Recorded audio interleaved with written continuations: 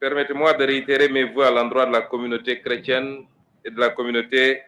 musulmane pour le carême et le ramadan qui, cette fois encore, sont célébrés dans la communion, puisqu'elles se chevauchent, nous donnant une nouvelle occasion de puiser dans nos intarissables richesses sociales et culturelles de partage, de prière et de communion. Mesdames, Messieurs, les membres de mon gouvernement et moi-même magnifions cette cérémonie qui consacre d'une part le lancement officiel du programme d'appui aux acteurs de l'économie sociale et solidaire et d'autre part le lancement des coopératives productives solidaires représentant de véritables leviers d'appui au développement des terroirs au Sénégal. Cette nouvelle ambition repose sur notre conviction forte que l'économie sociale et solidaire constitue une excellente opportunité de développer nos terroirs. Nous portons beaucoup d'espoir quant à la capacité de ce programme à impacter, et ce, de façon durable, les conditions de vie de nos concitoyens. Il faut le dire, dans les dynamiques modernes vers le développement endogène, l'économie sociale et solidaire s'est positionnée comme un puissant instrument de politique de transformation socio-économique. Et c'est pourquoi elle occupe une place de choix dans la stratégie nationale de développement 2025-2029. Parce que cette approche a fait des résultats dans le monde. Parce que les données de terrain et les retours d'expérience le montrent, nous savons que l'économie sociale et solidaire permet aux acteurs d'être suffisamment outillés pour être compétitifs en disposant de mécanismes internes comme externes qui favorisent la création de richesses par des emplois décents et durables. C'est la raison pour laquelle le gouvernement, par le truchement du ministère de la microfinance et de l'économie sociale et solidaire, que je félicite au passage, a mis en place le Progress qui vise la formalisation, l'encadrement, la structuration et l'appui technique et financier des acteurs de l'économie sociale et solidaire au fin de valoriser le potentiel économique des terroirs. Mesdames et messieurs, ce programme dont la vocation est la transformation inclusive va ainsi favoriser la création d'un écosystème propice au développement des micro ainsi que des moyennes entreprises qui poursuivent à la fois des objectifs économiques et sociaux. Dès lors, le Progress va permettre aux acteurs du circuit social et solidaire d'accéder durablement à des emplois décents, au marché et au financement dans le but d'inscrire leurs activités dans la durée. C'est pourquoi le programme a pour cible les groupements de femmes, les GIE agricoles, dans le processus de transformation, les petites et moyennes entreprises artisanales portées par les jeunes, les services, les exploitations familiales, les associations, les mutuelles, les sociétés coopératives et les entreprises sociales. Le Progress, bien sûr, tient compte des grandes vulnérabilités qui touchent certaines couches, particulièrement les jeunes et les femmes, et aura à cœur d'intégrer les dimensions sexo-spécifiques. Et je tiens à souligner qu'une plus grande et une très grande discrimination sera consacrée en faveur des personnes à mobilité réduite. C'est le moment de dire que le programme ciblera des zones prioritaires comme Kolda, Louga, Sédhiou, Saint-Louis, Kédougou, Matam, Tambacounda et Ziguinchor,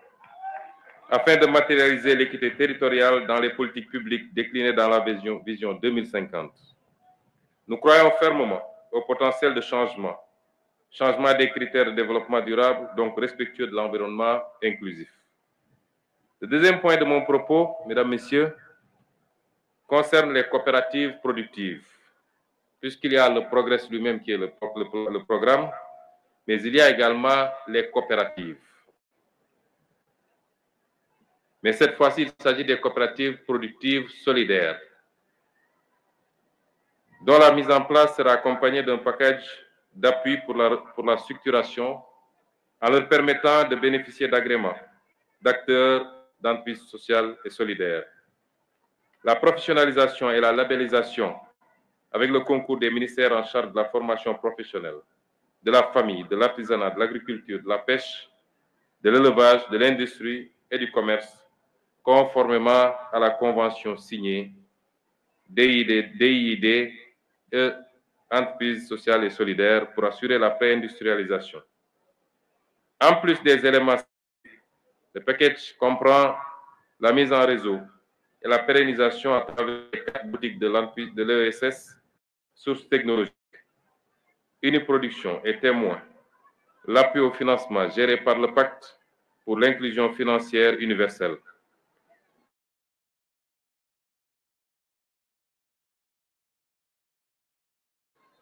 De même que l'appui en matériel d'exportateur de l'économie sociale et solidaire. Enfin, le package d'accompagnement comprend la mise en place d'un fonds de mutualisation solidaire pour l'allègement des contraintes sociales des acteurs de l'économie sociale et solidaire et à l'organisation des achats groupés à travers un système de centrale d'achat qui sera un moyen de contourner les spéculations et de stabiliser les prix. Ainsi, l'objectif sera de faire de sorte que chaque ménage ou le maximum de personnes soient membres d'une coopérative. Il faut aussi relever que le dispositif mis en place sera accompagné par le Fonds d'appui à l'économie sociale et solidaire en termes de formation et d'accompagnement matériel. Je terminerai par exprimer notre profonde gratitude à tous ceux qui ont rendu possible ce programme. Au premier chef, je pense à l'important appui du gouvernement italien.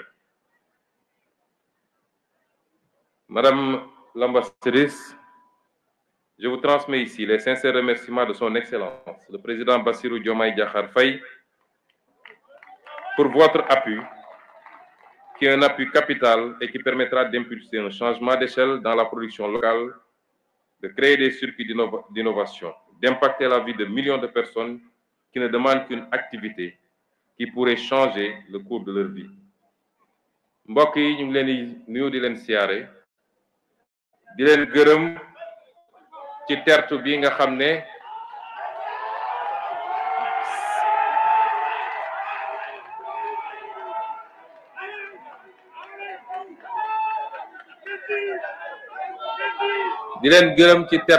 xam ne seral na suñu xol di leen jottali nuyoo seen président suñu président di son excellence Bassirou Diomaye Diakhar Faye ak nuyoo mboolem gouvernement bi di leen massawu nag ci naaj bu tàng bi rawatina weer wi ñu nekk waaye lii rek dafa feddali ni kóolute gi nga xam ne moom ngeen am ba fal président Bassirou Diomaye Faye dellu siwaat am kóolute googu ba jox ko lu mu mën a gouverner ci assemblée kóolute googu mi ngi fi ba tey ñu ngi leen ciy gërëm di leen sant te di leen wax ni bu soobee yàlla li ñu diglanteeg yéen te ñu nekk ci bés bu ne incha rabbi dinañ ko dox ba mu mat sëkk te di ngeen ci teg seen bët. dañu wax li jëm ci koom-koom waaye balaa may dugg ci mbirum koom-koom naan wax ni dëkk bi dëkk gu ma xam la yàgg fee ñëw di fi fanaan yeewu am jafe-jafe ci ndox gu ñu sangoo man xam naa problème dëkk bi xam nañ nit ne jafe-jafe yooyu moom ngeen di dund bés bu ne moo tax bi ñu yegsee ñun dañu ne réew boo koy defar da ngay commencer ci cappaandaw ba réew kenn du ko dëbb daaxe réew kenn du ko bricoler réew kenn du ko lijjanti réew dañ koy tabax kuy tabax nag da ngay door ci fondation suñu waxee fondation nag mooy bu dëgër këcc ndax mun nga parax-paraxee ab fondation daal di teg say brique waaye bu ñu doxee tuuti bâtiment bi weng wala mu nërmelu loolu lañu fekk fii ci Sénégal ndax yéen yëpp yéen a ngi seetaan li xew ci réew mi gis ngeen ni bi ñu càmbaree ba noppi lañu gis ak lañ leen waxoon ñoom wute na loolu looloo andi jafe-jafe yi ñu fekk ci réew mi ñu ne loolu nag faw ñu dabu ko ak jafe-jafe yi nu mu tar faw ñu dabu ko dabu nag mooy li jiitu ci yitu sénégalais yi mooy nañu am ndox bu doy bu ñu naan bu ñu sangoo bu ñu fóotee waaye bu ñu bayee mooy nañu am courant ba fu ñu waay féete ci Sénégal mën a taal lampam mën a charger téléphone am te du ko jéggaani mooy nañu faju ci paj bu baax ak njëg gu yomb mooy dund gi na wàññeeku ba ñëpp yëg ko ak yu mel noonu li tubaab di wax les services sociaux de base moo tax fii ci Koumpentoum xam nañ seeni problème ñu ngi ciy andi ay saafara ci lu gaaw ci programme bi nga xam ne lancé naa ko temps yële Touré Koumpentoum am na ci wàllam ma limal leen ci lu tuuti rek mooy système complet li ñuy wax forage multivillage ak château d'eau bi nga xam ne ñu ngi koy waaj a commencé fële ci commune de Payar waaye ñu ngi ko war a tabax ci village bi nga xam ne moom la ñuy woowee village u Rexay am na it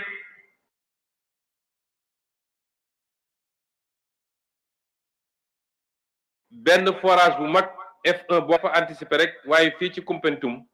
ci lu dul yàgg léegi di ngeen gis tabax fi ñaareelu forage boobu muy wax nga xam ne war naa mën a régler problème mu ndoxu Koumpentoum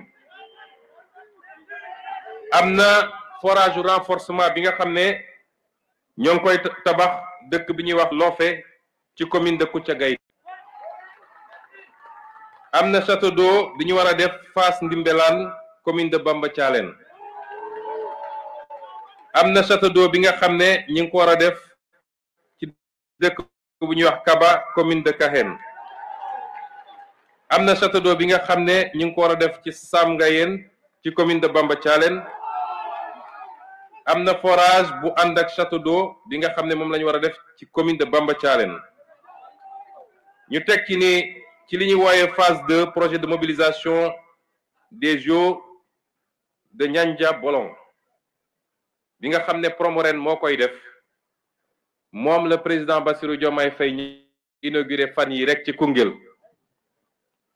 ñu ne ci programme boobu dina toucher juróom benn commune bu département bi ci li jëm ci mbay mi ak ci napp gi ndax fii mun nañ fi def pisciculture ak yeneen xam ngeen département de Koumpentoum département la boo xam ne capacité am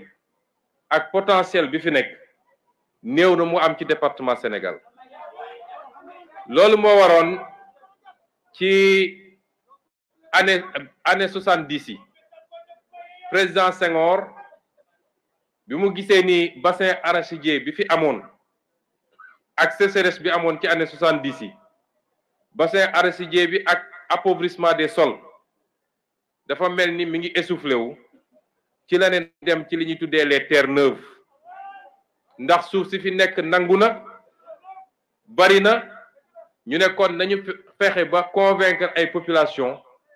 ñii jóge booru Diourbel ñii jóge booru Bambey ñii jóge booru feneen ak feneen ñooñu la ñu ne nañu ñëw occuper terre yi ñu jàppale leen pour ñu liggéey rawatina ci mbay mi lii problème bi rek mooy dañoo yeggaliwuloon liggéey boobu nit ñi ñëw nañu ñi ngi fi ba léegi waaye li ñu leen waroon a gunge ci aménager terre yi def forage yi andi ndox mi loolu moo fi manqué woon loolu nag le président Bassirou Diomaye Faye fas yéene en tout cas jox ndigal sama gouvernement pour ñu liggéey ci ba am ci résultat yoo xam ne naam ñu ngi koy def pour waa département Koumpentoum waaye ñu ngi koy def it pour Sénégal ndax liñ fi war a liggéey bu meññee li mu war a meññee Sénégal yépp a ciy gis boppam parce que autosuffisance lañu bëgg a am ma yokk ci ni am na ay dëkk yoo xam ne fi mu ne nii am nañu ay problème équipement ak forage wala forage yu nga xam ne dafa panne dëkk bu mel ni Lombul Makaan defe naa ñi ngi jël pompe bi fi mu toll nii pour changer ko dëkk bi ñuy wax Njàmbur Koundiaw Souaré ak Ndungu Siin ñoom ñëpp ñu ngi ministre de l'hydraulique mi ngi ciy taxaw pour ñu régler problème yooyu ci ni mu gën a gaawee te gëm naa ni ci diir bu gàtt ndox dina fa am ba mat sëkk incha allah lii nag dama ko wax rek ndax li ñu lancé fii tey dañ ko fi lancé rek symboliquement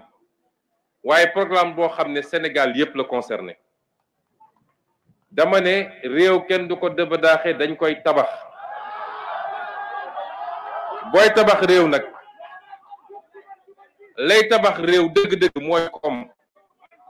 koom nag tekkiwul nga dem leb xaalis bu bari ne maa ngi tabax ay immeuble Dakar maa ngi tabax ay stade koom mooy boo utee xaalis muy liy jóge ci réew mi ci seen lempo gi ngeen di fay wala li ngay dem lebi wala liñ lay dimbalee nga yóbbu ko fu ñuy defee production mooy bay mooy càmm mooy napp ak lépp lu niroog loolu foofu ngay yóbbu alal gi daal di def nag luy désenclaver zone yooyu ba lañ fa meññal mën koo transformer foofu wala ñu mën koo yóbbu facilement mu dem ci yeneen dëkk yi loolu mooy suñu gis-gis loolu mooy suñu programme waaye programme boobu pour mu doxit il faut ñu organiser nit ñi ci liggéey loolu mooy économie sociale et solidaire économie sociale et solidaire li ko wuteeg économie tout court mooy soo jëlee économie ñu ko foofu nit ñi lañ ciy ut mooy jiital nu may fexe ba am bénéfice bu mag a mag ki lay abal xaalis yitteem mooy nu muy def ba fayeku la teg ci taux d'intérêt bu rëy ki nga xam ne moo lay ñëw jox matériel nu muy def mooy yitteem mooy nu muy def ba teg ci marge bu rëy parce que moom poosam la xalaat waaye soo ci yokkee social et solidaire mooy li ko njëkk a jóg mooy solidarité ñu fexe ba nit ñi rawatina ñi nga xam ne ñoom la yàlla nattu ñu gën a ndóol ci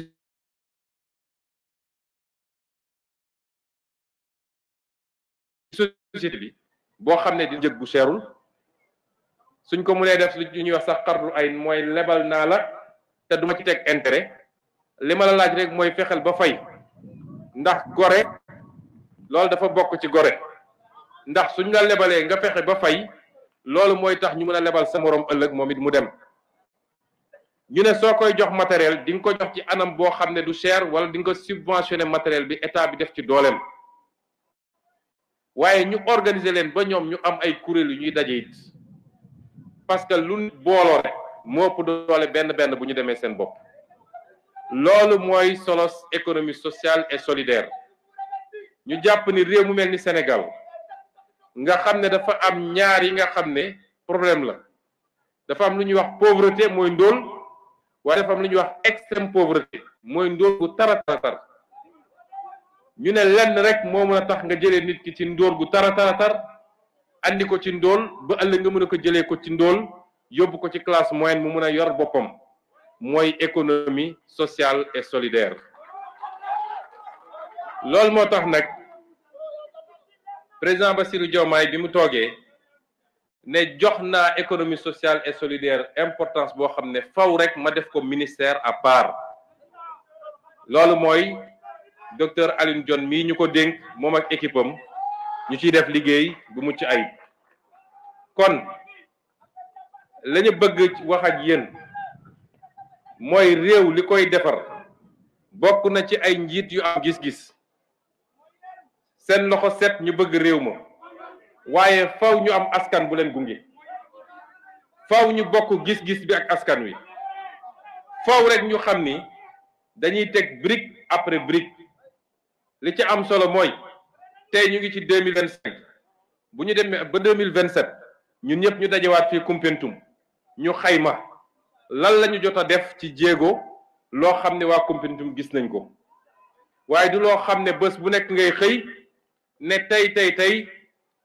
programme Koumpentoum yëpp sotti loolu États-Unis sax mënu ko ci réewum waxuma laa keneen kon ñun nañu bokk gis-gis bi mooy lii ñu leen tegal ci programme de développement te lii dafa nekk ci économie sociale et solidaire benn pàcc la ci coopérative yi dañoo bañ ba mbay mi nga xam ne dañ ko jox cër gu am solo dañ koo jagleel moom it benn secrétaire d'État boo xam ne moom coopérative kese lay liggéey loolu lan lay yombal mooy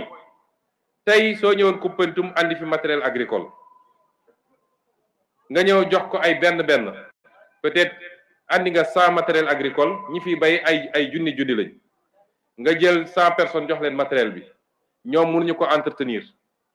mënuñu ko yor niñ ko war a yoree bu paane mënuñu ko dépanner léeg-léeg sax ñu jaay ko wala ñu sàkkal ko pexe ñu nekk boo amoon coopérative boo dajalee coopérative yi ñu def fi benn plateforme boo xam ne moom la ñuy jël ne matériel agricole bi ñu andi yëpp pour département bi teg nañ ko ci plateforme bi coopérative bu ne exprimer besoin dañ naan bés sànga coopérative bi yóbbul matériel agricole bi ñu defal leen seen liggéey te état bi mooy yor entretien matériel bi mooy def carburant bi loolu dina doon dimbal ci mbaykat yi noonu lañ koy defee ci sàmmkat yi noonu lañ koy defee ci nappkat yi moo tax ñu ne suñu géej gi dootuñu ko tayle ba contrat moon suñu digganteeg ñi ko doon exploité ba mu jeexee dañ ne renouveler wuñ ko parce que dañoo bëgg jën gi des ci biir réew mi kon lii mooy économie sociale et solidaire ñu ciy félicité bu baax monsieur le ministre Alioune Dione di leen gërëm bu baax ci seen tertu di gërëm it gouvernement italien bi nga xam ne ñooñu ci jàppale mais ñu ci doole ñun ñëpp ñu ànd takk soobal ba ñu seen bopp ci jub